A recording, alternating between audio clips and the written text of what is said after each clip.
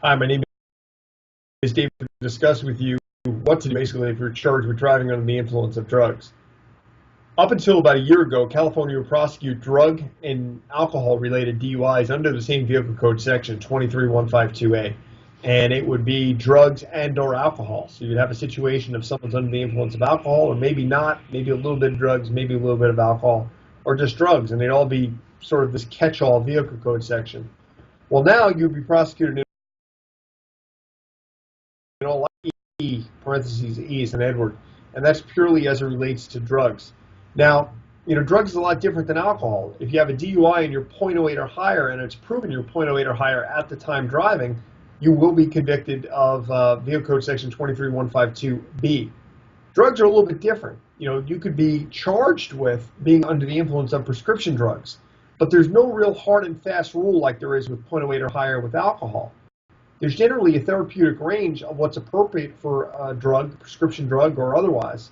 But there's no hard and fast rule, and that's where prosecutors a lot of times have a hard time getting convictions on these cases, especially if it's a prescription drug, something where your doctor may be called as a witness to say, yeah, I don't think that this would affect my patient's driving if they took it within a reasonable amount, and if you took it as prescribed. Now, obviously, if you're under the influence of something like heroin or methamphetamine, cocaine, even marijuana, that makes it a little bit more difficult because you got to look at it from the perspective of the jury, who may look at it and say, well, I don't do methamphetamine, I don't do heroin, I don't do cocaine, so this person had to be under the influence.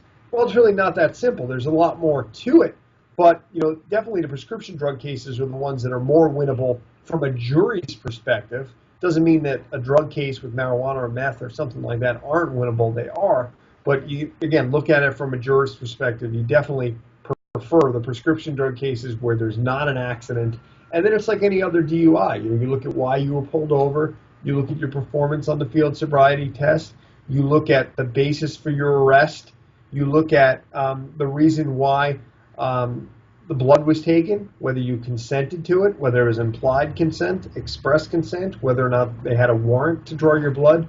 All those factors go into what we could file a motion to suppress evidence to try and keep that evidence out if we think that evidence could be used to convict you.